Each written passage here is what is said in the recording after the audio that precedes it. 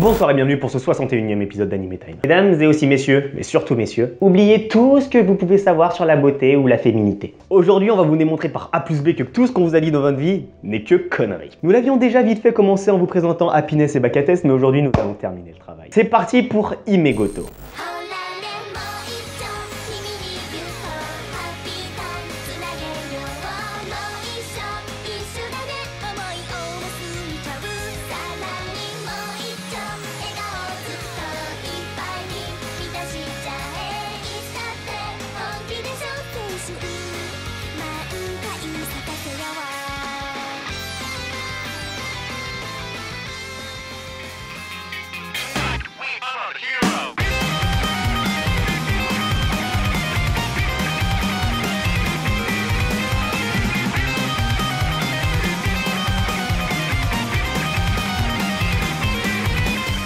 Secret Princess Himegoto est un seinen créé par Nuro Tsudanaki. Le manga est publié entre 2011 et 2015 et comporte 6 volumes de 65... Attends quoi? En comparaison, l'anime est en 12 épisodes de 5 minutes. Et vous voulez me dire que d'un côté, l'anime est extrêmement court et le manga est aussi long? Vous savez que là, dans ma bibliothèque, j'ai 6 mangas. Et j'ai même pas 60 chapitres au total. Donc ça veut dire qu'ils ont fait un manga ultra long, vraiment beaucoup plus long qu'un anime qui aurait pu être grave plus long. Putain, ok, je retiens. L'anime, lui, a été adapté par le studio Asahi Production. Maintenant, je comprends mieux pourquoi l'anime d'Himegoto est si court. Bah bref. Cet anime, il se passe à la Shimoshina High School. Et nous suivons l'histoire d'Hime Arikawa, une magnifique jeune fille. Elle a une bite. Bref, pour des raisons de type Hayate be like, parents irresponsables qui dépensent tout leur friquet, qui créent des dettes sur leurs gosses, il finit par avoir des problèmes avec des très gentilles personnes. Au final, il doit vendre son corps pour rembourser ses dettes. Mais heureusement pour lui, le conseil des étudiants de l'académie est là. Composé de Juhachikin, Unko et Belle, le conseil arrive très vite à faire s'enfuir les malfrats. Et heureusement, parce que du coup, le conseil, ils ont décidé d'intégrer Hime au conseil des élèves, sans lui demander son avis. Et si vous vous demandez pourquoi, en fait, c'est une raison toute simple. Si une jolie fille arrive à s'attirer les faveurs du conseil des élèves, elle l'intègre automatiquement dans le conseil des élèves. Évidemment, ça ne pose pas de problème puisqu'il met une bite. Mais finalement, ça pose pas trop de problème en fait puisque les élèves du conseil des élèves ont décidé de passer un marché avec lui. Il éponge ses dettes si seulement il intègre le conseil des élèves en tant que chien et qu'il porte des vêtements de fille durant tout le lycée. Un marché, tout ce qu'il y a de plus honnête. Ah bah c'est sûr qu'après ça, ta vie elle est parfaite. D'ailleurs, Hime va refaire les frais vu qu'il a décidé d'accepter.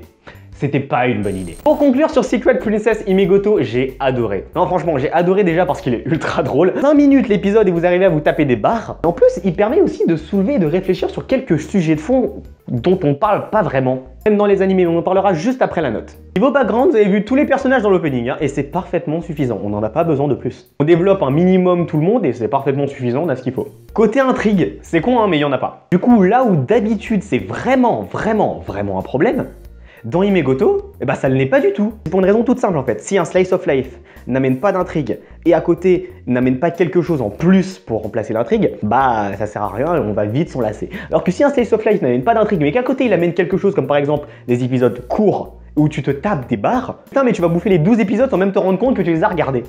C'était mon cas. Bon, alors, niveau animation, on va pas se mentir, c'est pas la folie, mais ça colle bien avec le style de l'anime. Côté cohérence en soi, comme il n'y a pas vraiment d'intrigue, même si les épisodes n'étaient pas vraiment très cohérents entre eux, ça poserait pas énormément de soucis. Comme dit précédemment, j'ai vraiment surkiffé Himegoto, déjà parce qu'il est vraiment ultra drôle, je vous le dis, mais comme je disais, parce qu'il permet de soulever quelques problématiques de fond qu'on voit d'ailleurs aussi dans les animés et qui peuvent souvent choquer des gens. À note personnelle, 5 étoiles pour Himegoto et on n'en parle plus. Foncez le regarder quand même, juste au moins pour vous taper des barres. Pour faire un point quand même sur ces petites problématiques, je vais essayer de rester assez court et assez concis. Ce qui se passe dans Himegoto, c'est qu'il y a des personnages, on voit ça dans pas mal d'animés, qui font ce qu'on appelle du cross-dressing. C'est une pratique qui est répandue un peu partout dans le monde. Ça se voit aussi également dans les animés, c'est toujours le même type de personnages en général qui en font. Et vous savez, c'est les trappes. Enfin, il n'y a pas que, mais en général, ça arrive qu'ils en fassent. Et je me suis quand même posé la question après Himegoto, comment c'est perçu le cross-dressing au Japon? Parce qu'en France, on n'en parle jamais, mais que ce soit en France ou au Japon, c'est pas nécessairement mal vu dépendant du contexte en fait. Un de vos youtubeurs favoris qui s'habille en fille pour parodier quelque chose,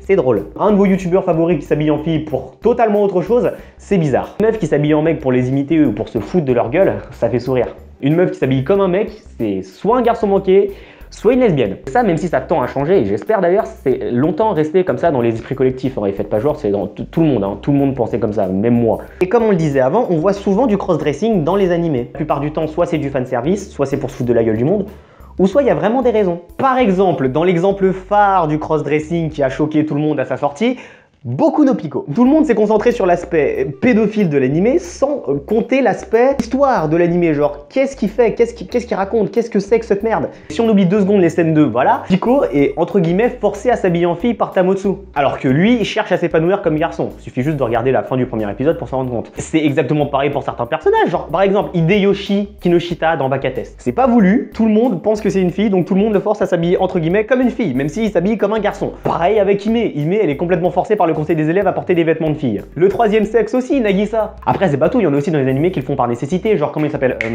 Nagihiko de Shogokara. Léona de Prepara, parce que normalement Prepara c'est réservé aux meufs, et pourtant il a reçu un prix ticket. Donc pour rentrer dans Prepara sans problème, même s'il ne veut pas, bah au final il s'habille quand même en meuf, même si c'est pour autre chose aussi. Il y a d'autres personnages aussi qui le font par choix. Mais la plupart du temps, c'est quand même assez détourné. Genre Gaster dans DxD qui préfère s'habiller avec des vêtements de fille, c'est son choix. Watara Jun dans Happiness, un cas totalement à part vu que Jun est une fille transgenre. Au final, le cross-dressing dans les animés, même si ça a pour une partie l'intention de raconter une partie de l'histoire ou de faire avancer l'intrigue, on se rend compte que parmi tous les personnages que j'ai cités, bah, la plupart sont des blagues. Genre totalement des blagues ambulantes en fait. Il y a des exceptions comme Léona dans Prepara qui n'est pas vraiment utilisée pour des vannes. Par moment. Ou Pico qui n'est pas utilisé du tout parce qu'en fait au final Pico tout le monde fuit Boku no Pico, ce qui est un peu compréhensible quand même. Bref, vous voyez l'idée, je vais pas épiloguer là-dessus parce que sinon hein, on va y rester des heures. Mais je reviendrai peut-être sur d'autres sujets comme ça dans des vidéos ou même dans des vidéos animées à part. Voilà, c'est tout pour ce 61e épisode d'Anime Time, j'espère qu'il t'a plu. Si tu veux plus d'animés comme Imegoto, avec le petit héros à droite, t'appuies sur le plus 1, et si t'en veux moins, bah t'appuies sur le moins 1. Si cet Anime Time t'a plu, tu peux comme d'hab le liker, partager la vidéo, t'abonner si c'est pas déjà fait, me suivre sur les réseaux sociaux, Facebook, Twitter, Snapchat, ou rejoindre mon serveur Discord. C'était Hunter, on se retrouve le 30 pour le 62e épisode d'Anime Time. Ciao!